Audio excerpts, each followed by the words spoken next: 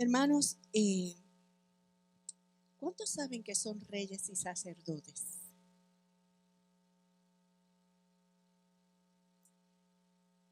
Dice la palabra que Él nos hizo con su sangre. Nos redimió y nos hizo reyes y sacerdotes para Dios su Padre, y reinaremos sobre la tierra. ¿Cuántos saben eso?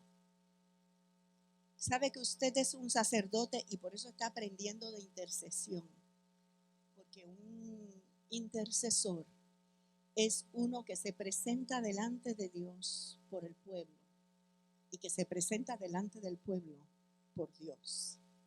Ambas cosas. Y nosotros somos sacerdotes, que eso es lo que hacía el sacerdote. Le presenta al pueblo el propósito y el deseo de Dios, la palabra de Dios, el mandato de Dios. Y le presenta a Dios en oración y en clamor al pueblo. Amén. ¿Cuántos somos sacerdotes? Somos un sacerdocio santo. Todos hemos sido elegidos como sacerdotes. Ahora no hay sacerdotes sino sacerdotes. Todos somos sacerdotes. Escúcheme, hombres y mujeres. Lo que pasa es que en tu casa, cuando hay un esposo, él va a oficiar en la casa como sacerdote. Pero sacerdotes somos todos los creyentes que estamos en la casa. Amén. No sacerdotisas, eso es pagano. Sacerdotes. Entonces, además de eso, somos reyes. En el pueblo de Israel, o eras rey o eras sacerdote, porque los reyes tenían que salir de la tribu de Judá y los sacerdotes de la tribu de Leví. Así que no podían ser una misma persona ambas cosas. Pero en el espíritu y en el nuevo sacerdocio según el orden de Melquisedec, Melquisedec era sacerdote, sumo sacerdote del Dios Altísimo, era rey de justicia y rey de paz, y representa a nuestro Señor, ¿verdad? Que es rey de justicia, rey de paz y nuestro sumo sacerdote. Amén. Y nosotros, como nuestro Señor, hemos sido elegidos según ese sacerdocio y ahora Él nos hizo reyes y sacerdotes y reinaremos sobre la tierra. Quiero traer otro texto. Estoy en Romanos 5:17. Y rapidito completo el pensamiento sobre que somos reyes y somos sacerdotes. En Romanos 5:17 dice que si por la transgresión de uno, o sea de Adán, la muerte reinó por medio de uno, muchos más reinarán en vida por uno, Jesús el Mesías, los que reciben la abundancia de la gracia y el don de la justicia. Escúchame, por el pecado de uno, todos fuimos declarados pecadores, ¿verdad? Pero por la justicia de uno, nuestro Señor, el Mesías, ¿qué dice ahí? Reinaremos en vida. ¿Cuántos están dispuestos aquí a reinar en vida? Nosotros estamos llamados a reinar. La iglesia tiene que pasar este desierto de ser la chavada a ser la que reina. A ser la que está en derrotas y en problemas y en tristezas y consuélenme, a ser la que da el consuelo porque tiene la victoria. A ser la que siempre tiene que pasar de ser la que siempre tiene que pedir oración a convertirse en la que domina y da las órdenes. Eso es reinar. Y el Señor dijo que nos ha dado poder y autoridad sobre toda fuerza del enemigo. ¿Cuántos reinarán en vida? Pero hemos estado estudiando estos días la necesidad de entender que el Señor nos está llevando a una herencia completa, plena, una tierra de plenitud. porque de su plenitud tomamos todos gracia sobre gracia, como decía hoy el Señor en medio de la adoración. Es gracia sobre gracia. El Señor soltando toda su plenitud. El Señor quiere para nosotros. Yo estoy recordándoles lo que hemos venido enseñándoles. El Señor quiere para nosotros plenitud de salud. ¿Cuántos la quieren? Plenitud de prosperidad, plenitud de éxito, plenitud de bendición familiar. El Señor quiere que tú le digas a Faraón: lo siento, los hijos no se me quedan, van conmigo a hacerle fiesta al Señor. El Señor quiere que entiendas que vas por un camino hacia una tierra donde todo es abundancia. Vamos hacia allá, hermanos. Y la buena obra que Él comenzó en nosotros la va a completar, la va a perfeccionar. Pero como nosotros somos reyes y sacerdotes, pues yo quiero meterme hoy en un libro que habla de reyes. Porque la palabra dice que todas estas cosas fueron escritas para nosotros. Cuando nosotros leemos el Antiguo Testamento, no estamos leyendo historia del reino de Israel. Estamos leyendo el consejo de Dios para nosotros. Y dice 1 Corintios 10, fueron escritas para nosotros, para que no hagamos las cosas malas que ellos hicieron y hagamos las cosas buenas que el Señor dice ahí, que van a dar buenos resultados. Amén. ¿Cuántos recuerdan hace como 3 semanas, 4 semanas, yo no sé, la última vez que yo prediqué?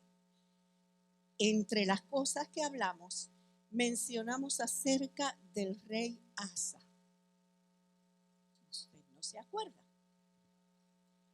pero no importa, vamos a recordarlo, porque me propongo hoy, yo no sé cómo va a ser eso, pero en el nombre de Jesús lo vamos a lograr, porque todo lo puedo en Cristo que me fortalece. Eso es lo que le enseñamos a los nenes en el colegio, ¿verdad? Todo lo puedo en Cristo que me fortalece. Y nosotros vamos a hablar aquí por lo menos de 4 o 5 reyes del libro de Crónicas. ¿Por qué? Porque cada uno tuvo una historia diferente y la historia dependió de su respuesta a Dios. Ok, para los que se entretuvieron, vuelvan acá. ¿Por qué vamos a estudiar la historia de 5 reyes o 4 reyes? Porque cada uno de ellos tomó un camino, que el camino que tomaron decidió si llegaron a reinar como era y a esa plenitud, o si se colgaron.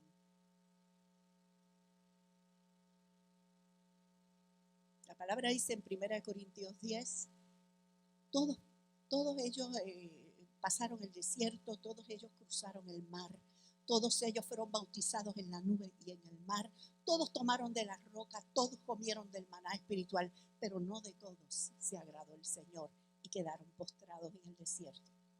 Ahora escúchame, yo no estoy diciendo que quedarse postrado en el desierto es que te vas a condenar. Lo que yo estoy diciendo es, lo que Dios quiere para ti es una tierra de plenitud. En el desierto, tú saliste de Egipto y estás salvo. Pero a lo mejor te quedas en el desierto y no entras a la plenitud. ¿Entiendes? Yo quiero que entiendas, lo que el Señor tiene para ti no se limita a lo que se ve en el desierto. Que en el desierto te hizo tener hambre, te hizo tener sed. Tuviste que pisar serpientes y escorpiones y la cosa fue difícil. Pero Él te dio agua, Él te proveyó.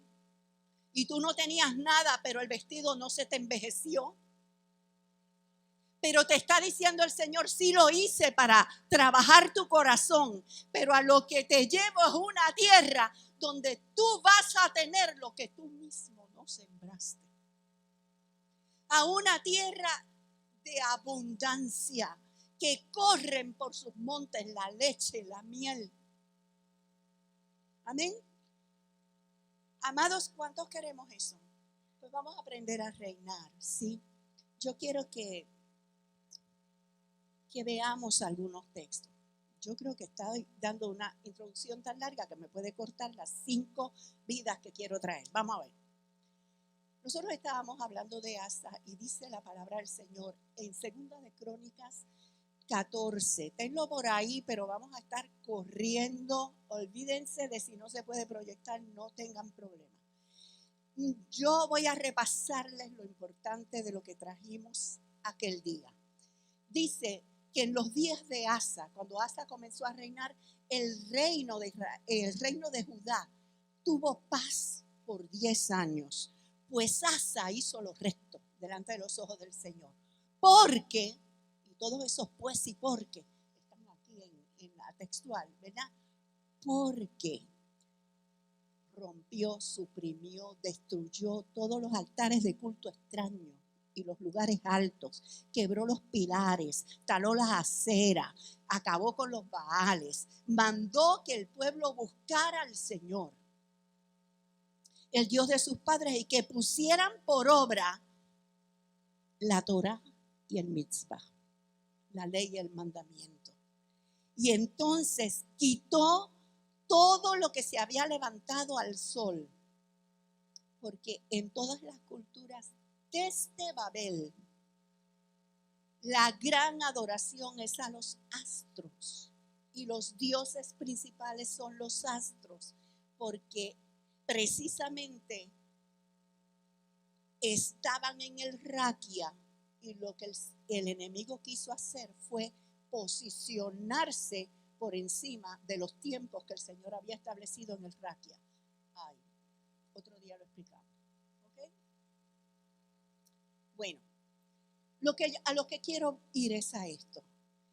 Dice que el reino, como él bendijo al Señor de esa manera, lo sirvió, lo buscó y quitó toda idolatría, el Señor le enderezó el reino de tal manera que hubo paz. En 10 años no pasó nada, y de momento a los 10 años aparece un etíope con un ejército de 1 millón de hombres a destruirlo.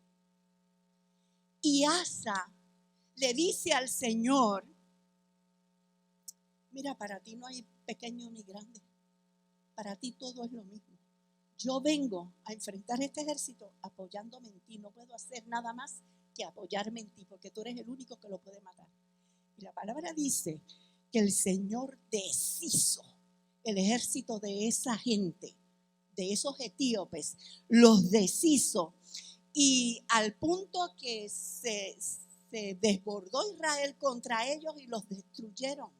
Y el terror del Señor cayó sobre todos los pueblos alrededor al ver la gran cosa que había pasado. ¿Cuántos están conmigo aquí y me siguen la historia? Ok, vamos a hacerlo en forma de cuento, no vamos a proyectar nada. Y dice la Biblia que cuando hubo esa gran victoria, se levanta un profeta del Señor, uno de los levitas, y va donde el rey y lo anima y le dice: en mucho tiempo, cuando no lo buscaban, ustedes tuvieron tristezas, ustedes tuvieron congojas, pero cuando se han puesto a buscarlo, el Señor se dejó hallar por ustedes y está bendiciéndolos y estará con ustedes si ustedes le buscan. ¿Cuántos están aquí y quieren buscar a Dios? Y entonces le buscaron, se dejó encontrar de ellos: esfuércense, no aflojen. Y Asa se afirmó en su corazón. Y entonces dice la Biblia que ahí empezó otra vez a reconstruir el altar del Señor, y siguió quitando aceras y moliendo, y se metió hasta en los lugares de Israel, que no era Judá, no era su reino, a tumbar aceras también y todo eso. Y dice la Biblia, y lo estudiamos aquí hace 3 semanas o 4, que no toleró ni que su propia madre, que era su abuela que lo adoptó, que lo crió, se levantara un ídolo a acera. Y él la depuso de su dignidad de madre del rey por haberse atrevido después de lo que él hizo. O sea que no toleró ni que su mamá le faltara al Señor en eso. Amén.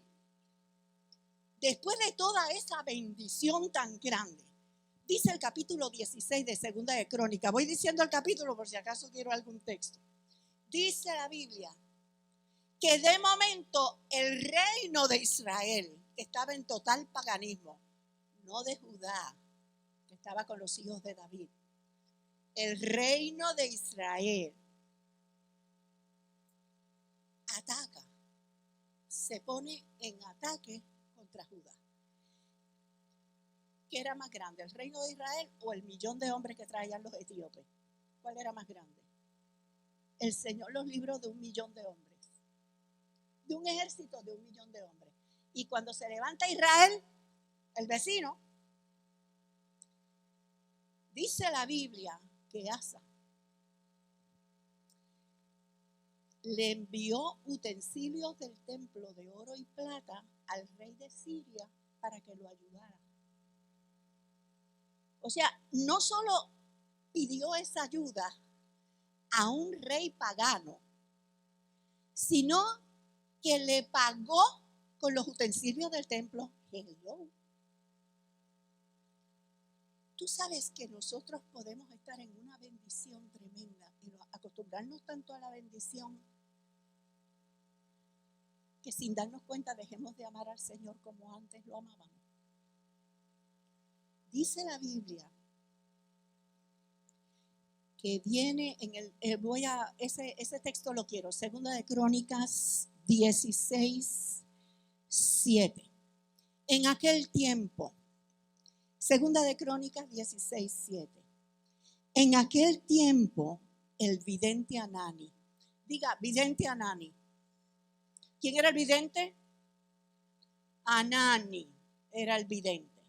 El vidente Hanani fue a Asa, rey de Israel, y le dijo: por cuanto te has apoyado en el rey de Siria y no te has apoyado en Yahweh tu Dios, por eso el ejército del rey de Siria escapó de tu mano. Yo le voy a enseñar un principio aquí a toda la iglesia Ciudad de Salvación. No me voy a meter con la gente que no es de Ciudad de Salvación. Me voy a meter con los de Ciudad de Salvación. Aquí hay un principio que hace muchos años el Señor me enseñó. En toda área que tú te apoyas en lo humano y no en el Señor, toda área en la que tú hagas eso será un área en la que perderás autoridad espiritual y se te va a escapar. Cuidado.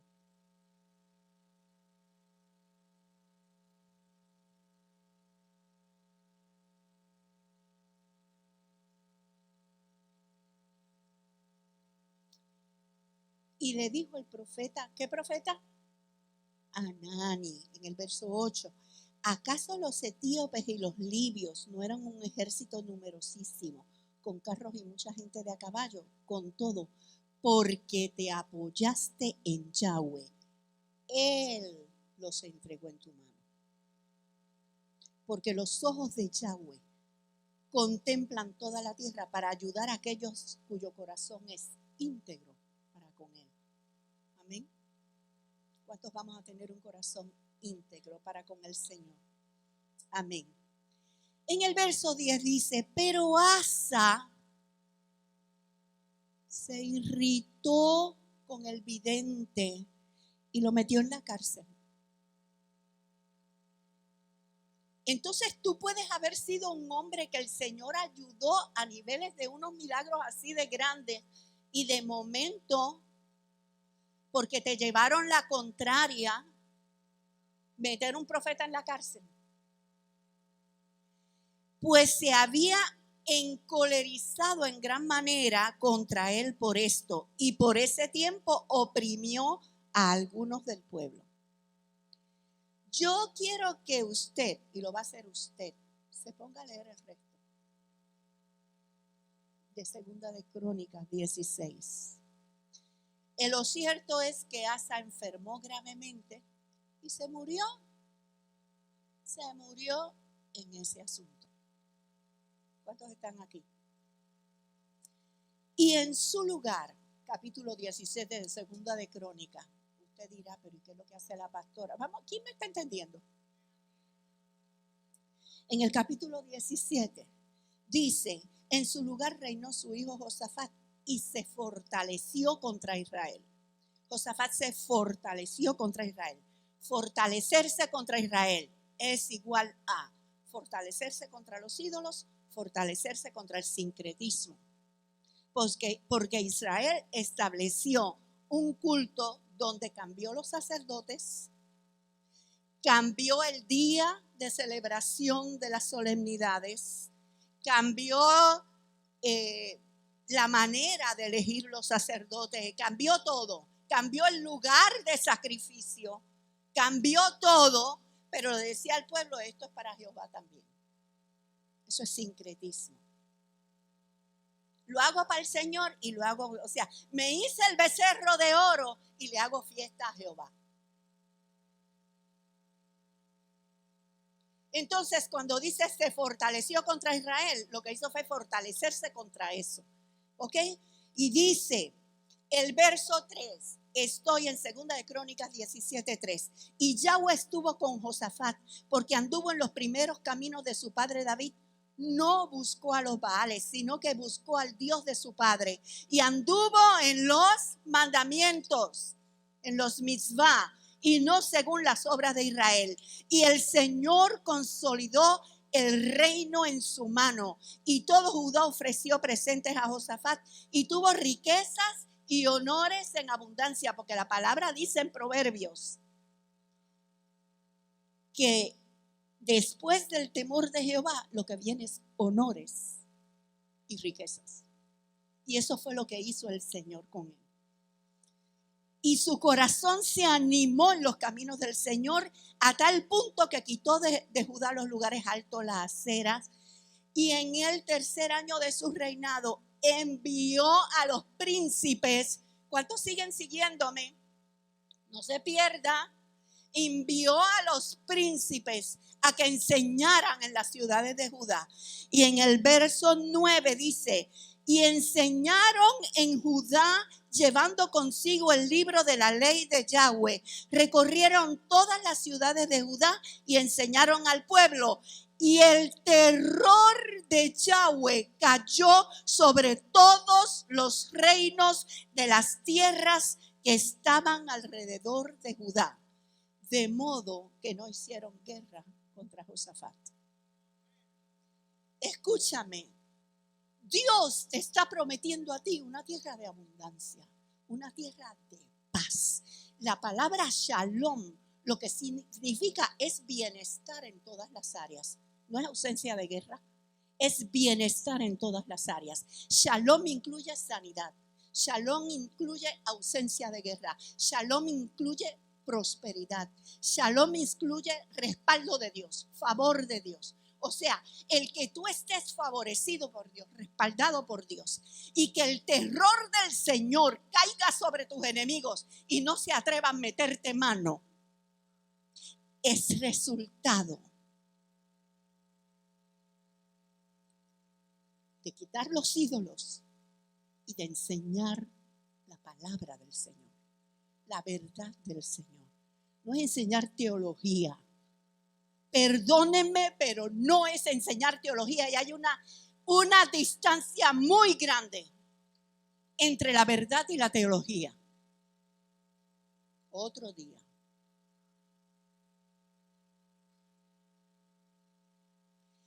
Cuando tú haces eso, cuando tú limpias tu casa, mira hermano, reinar. Cuando nosotros hablamos de que el Señor nos ha llamado a reinar, no estamos hablando de que el Señor los llamó a ser jefes de algo. No estamos diciendo que es que tú vas a pastorear una congregación. No necesariamente vas a pastorear un grupo.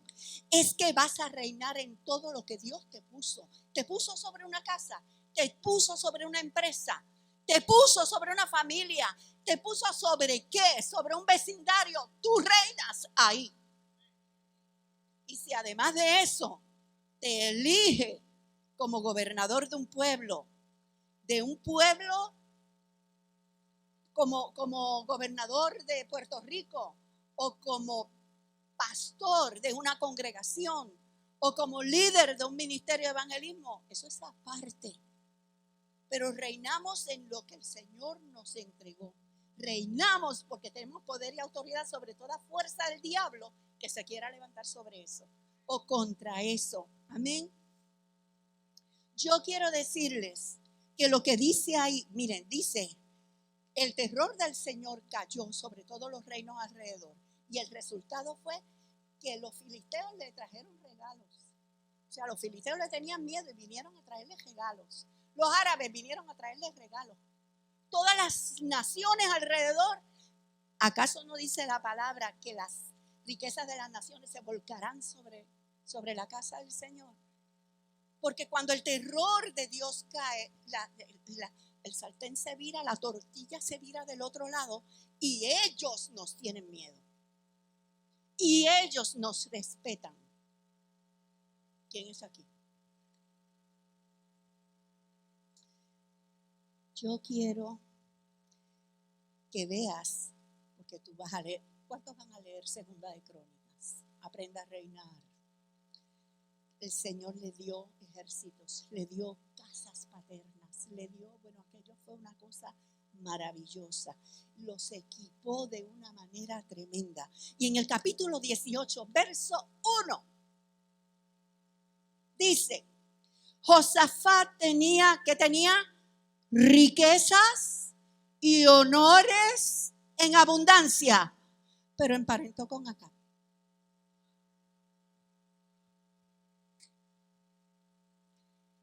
Porque la nena de Acab se le enamoró del nene de él. El heredero del trono de Judá se hizo novio de la heredera del trono de Israel, hijita de Jezabel, y más mala que ella.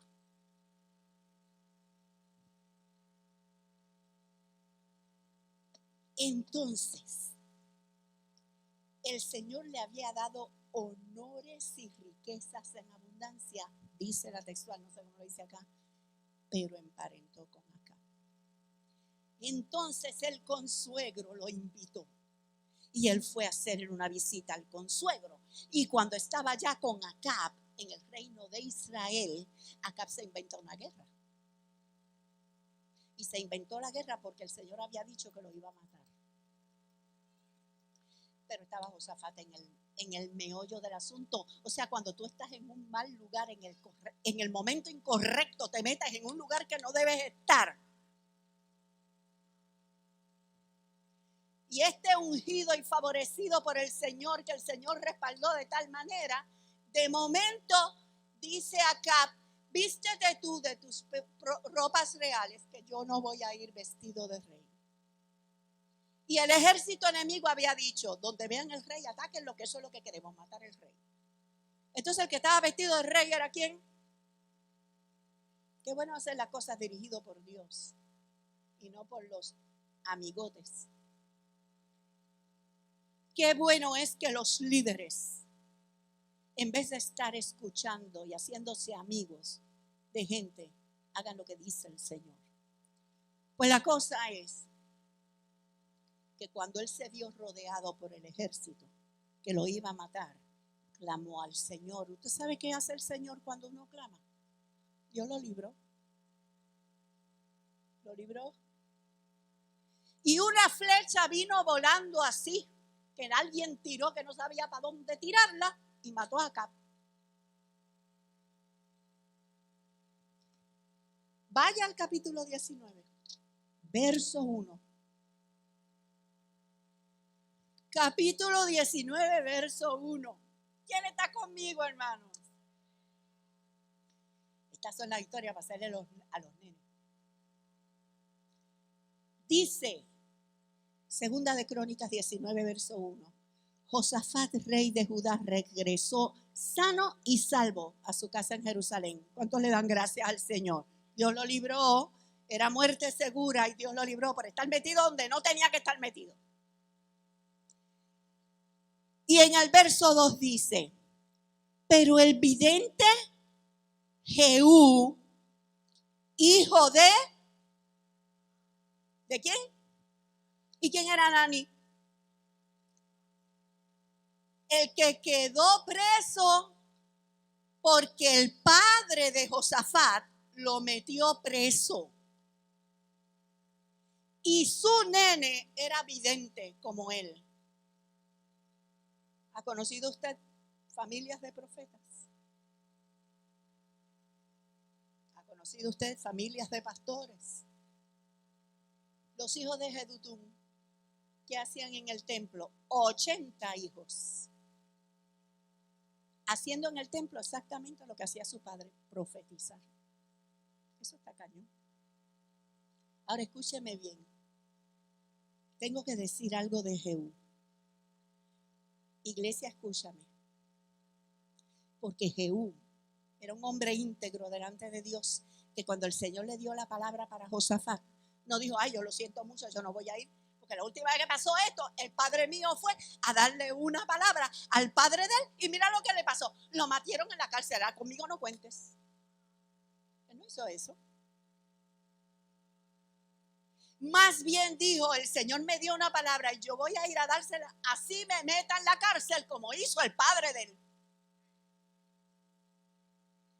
Entonces dice la palabra que llega el vidente Jehú, hijo de Hanani, le salió a su encuentro y le dijo al rey Josafat, con que ayudas al perverso y amas a los que aborrecen a Yahweh.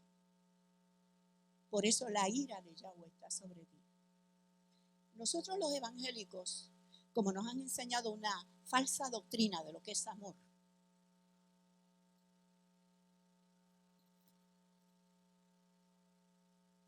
nos las pasamos haciendo sociedades con los impíos. Entonces tenemos un negocio con un hombre impío. Las finanzas son para ambos. Yo quiero diezmar, pero él no. Yo quiero hacer las cosas limpias, pero él quiere hacer trampa. ¿Qué haces tú haciendo sociedades con gente que aborrece a Dios? ¿Qué haces tú defendiendo al perverso o ayudándolo de alguna manera?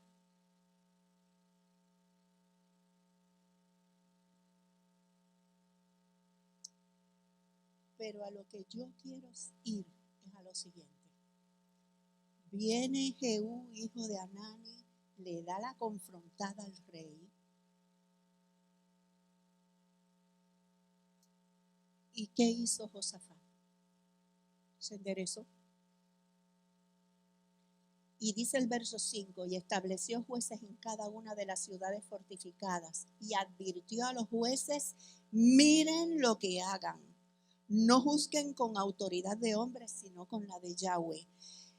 Y en el verso 7, ahora pues el terror de Yahweh esté en ustedes, procedan con cuidado, porque en Jehová nuestro Dios no hay injusticia ni acepción de personas. Y por ahí sigue diciendo que administró justicia, que les ordenó proceder con temor de Dios, con fidelidad, con corazón íntegro, y cuando sus hermanos les dijo, cuando vuestros hermanos que habitan en la ciudad, yo estoy por el verso 10, cuando vuestros hermanos que habitan en las ciudades les presenten algún litigio por derramamiento de sangre, o bien les consulten las Torah, los mitzvah, los hukim y los mishpat, que son diferentes formas de la palabra de Dios, ustedes se las tienen que saber y le tienen que contestar según lo que dice la palabra. ¿Serviríamos nosotros de jueces? O tú estás atendiendo a un grupo y cada vez que te hacen una pregunta tienes que correr a ver quién te la contesta. Métete en la palabra. Sé responsable. Métete en la palabra. Saca el tiempo para estudiar la Biblia. Yo quiero decirles, ustedes todos recuerdan, segunda de Crónicas 20, que los moabitas, los amonitas y los hijos de Ser, que son los hijos de Saúl, la gente que Dios no les permitió a ellos atacar, ¿por porque eran hijos de Lot e hijos de Saúl, de Esaú. Así que Israel tuvo que pasar en medio de ellos y no tocarlos, por orden del Señor. Se juntaron esas tres naciones para venir a sacar a Israel y para venir a destruirlos y quedarse con la tierra. Y Josafat va donde el Señor y le dice, pero tú no nos dijiste que no los tocáramos. Y mira cómo ahora nos atacan. En ti nos apoyamos. Hizo como su papá al principio. Te pedimos ayuda, Señor. Y vino profeta y hablaron los profetas y el Señor. ¿Cuántos recuerdan esa historia? El Señor les dijo, ustedes no van ni a pelear. Saquen a los cantores primero. Saquen a los sacerdotes primero, con trompetas, con cántico, con adoración. Y van a ir diciendo, alabad a Jehová porque Él es bueno y su misericordia es para siempre. Y cuando ellos hicieron eso, los tres ejércitos empezaron a pelearse el uno con el otro y se destruyeron todos. ¿Cuántos recuerdan eso? ¿Y usted sabe cuál fue el resultado? Otra vez en el verso 29, el terror de Yahweh sobrevino sobre todos los reinos de la tierra que vieron que pasó esto.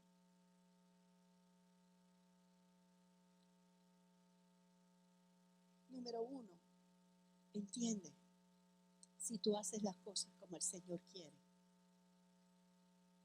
tú vas a acercarte cada vez más a la plena victoria que Dios tiene para ti. Número 2, Josafat metió la pata igual que la metió su papá. ¿Cuántos aquí hemos metido la pata? ¿Cuántos hemos cometido errores? ¿Cuántos hemos hecho injusticia? ¿Cuántos nos hemos equivocado en nuestros juicios? ¿Cuántos nos hemos equivocado en entender Dios está diciéndome esto? ¿Cuántos nos hemos equivocado en dar una ayuda al que no se le tenía que dar la ayuda? ¿O dejar de dársela al que se le tenía que dar? Eso no te lleva a muerte, pero no arrepentirte y no dejarte corregir sí te lleva a muerte.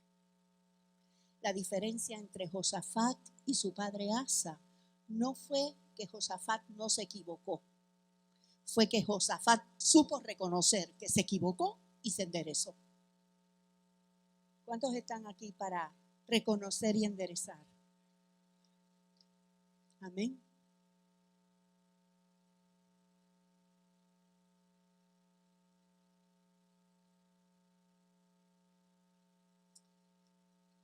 Algún tiempo después, que pasaron cosas terribles, y entre las cosas que pasaron fue que la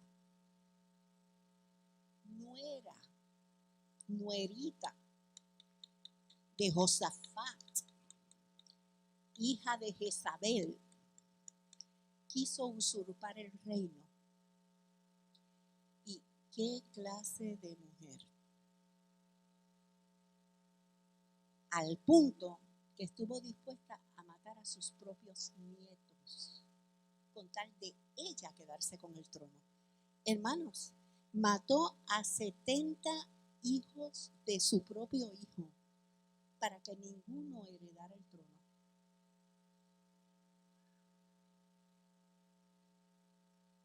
Esto habla de muchas cosas y se ve aún en la iglesia. Pero bueno, lo cierto es que el sumo sacerdote se llamaba Joiada. Yo no sé si se pronuncia así, pero en español lo ponen así, Joiada. Y Joiada estaba casada con una hija de Josafat. O sea, una tía de los nenes que estaban matando. ¿Me siguen? Estos son, no les voy a decir chismes de ellos, pero historias. El sumo sacerdote estaba casado con una hija de Josafat, del rey Josafat. Por supuesto, de otra madre. Y la cosa es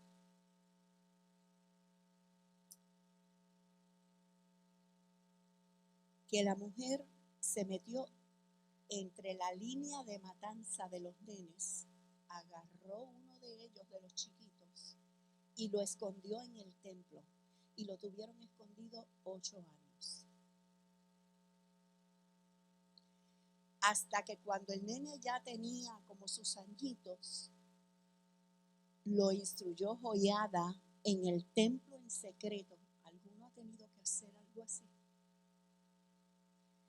Empezar a hablarle a un niño en secreto y que sus papás ni se enteren, para guiarlo al reino.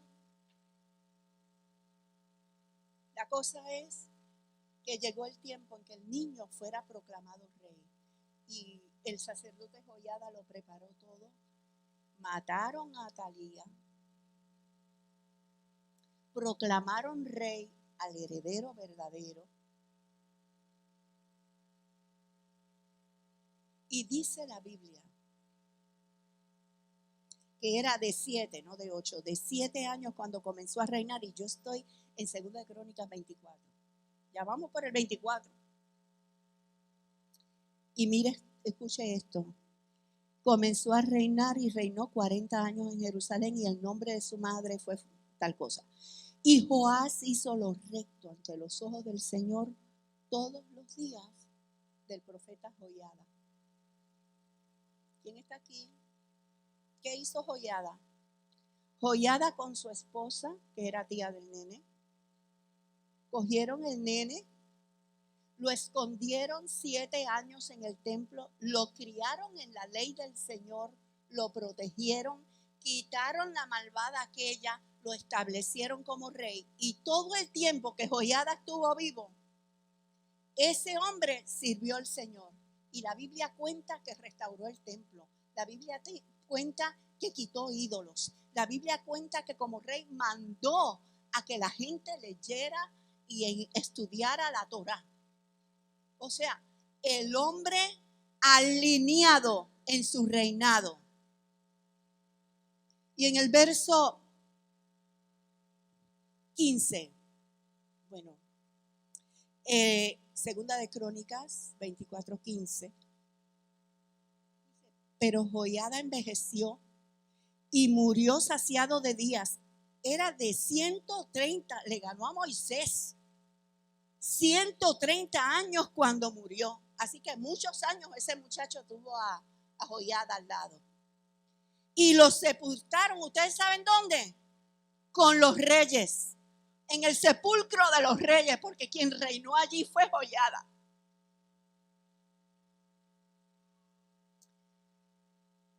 Y lo sepultaron con los reyes en la ciudad de David, por cuanto había hecho mucho bien a Israel respecto a Elohim y su casa. Pero después de la muerte de Joiada, diga después de la muerte de Joiada, los príncipes de Judá fueron y se inclinaron ante el rey. El rey los escuchó, abandonaron la casa de Yahweh, el Dios de sus padres, y sirvieron los árboles rituales de acera y los ídolos. Explíqueme. Y a causa de la culpa, la ira cayó sobre Jerusalén. No obstante, el Señor le envió profetas para hacer volver el pueblo, pero ellos no quisieron oír. No volvieron al mandamiento del Señor. Así que lo que le cayó fue un exterminio. Vinieron reyes, los atacaron, y dice en el verso 24 que el rey de Siria los atacó, les hizo un montón de daño, y el Señor ejecutó juicio contra Joás. Y en el verso 25 dice, y cuando se apartaron de él, dejándolo con muchos sufrimientos, ¿dejará el Señor cuesta? Sus propios siervos conspiraron contra él y lo mataron. Pero dice, conspiraron contra él por la sangre de los hijos del hijo del sacerdote Joiada. Escúchame, quiero explicarte algo. El Señor le envió a un hijo de Joiada, de profeta, a que le dijera que se arrepintiera, y él lo mató a pedradas. Y cuando el profeta estaba muriendo, dice, Yahweh lo vea y juzgue. Y así mismo fue. Vinieron los de Siria y acabaron con él, lo dejaron en sufrimiento, al punto que lo que quedó de él en una cama, vinieron los mismos siervos de él y lo mataron. Pero escúcheme bien, ¿cuántos están conmigo? Voy a suspender porque ya tienen cara de este cuento está muy largo. En el final del verso 25 dice, por la sangre de los hijos del sacerdote Joiada, y lo hirieron en su lecho y murió. Y lo sepultaron en la ciudad de David, pero no en el sepulcro de los reyes. Entonces él que era el rey no fue sepultado en el sepulcro de los reyes. Y Joiada, que lo crió y que de verdad lo llevó a ser un rey justo mientras Joiada estuvo vivo, fue sepultado en el sepulcro de los reyes. Yo lo voy a ir dejando aquí porque de verdad hay dos historias más que yo quiero coger con calma. Pero yo te estoy diciendo algo.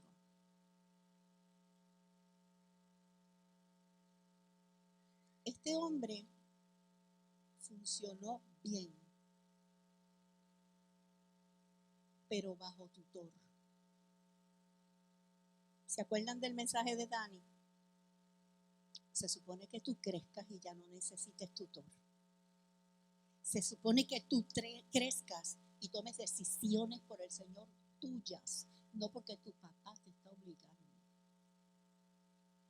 no porque te están guiando. Usted sabe qué triste es uno creerse que ha podido enseñar unas cosas y si esa persona se aleja un chipito de uno, ya cayó en lo contrario. Y uno tiene que decir, no sabía nada, yo creía que lo entendía.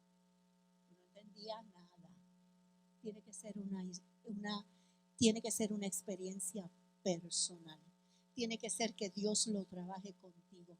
Tiene que ser que tú te decidas por Dios. Tiene que ser que tú te decidas por obedecerlo. Amén.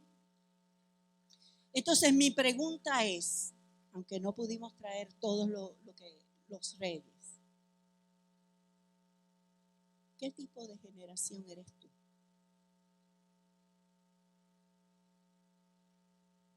De los que cae y no hay manera, no se arrepiente. Y se muere fastidiado, pero no dio su brazo a torcer. Yo tenía la razón. De los que cae, pero sabe que todos caemos y nos tenemos que volver a levantar y lo que hay es que tener un corazón humilde.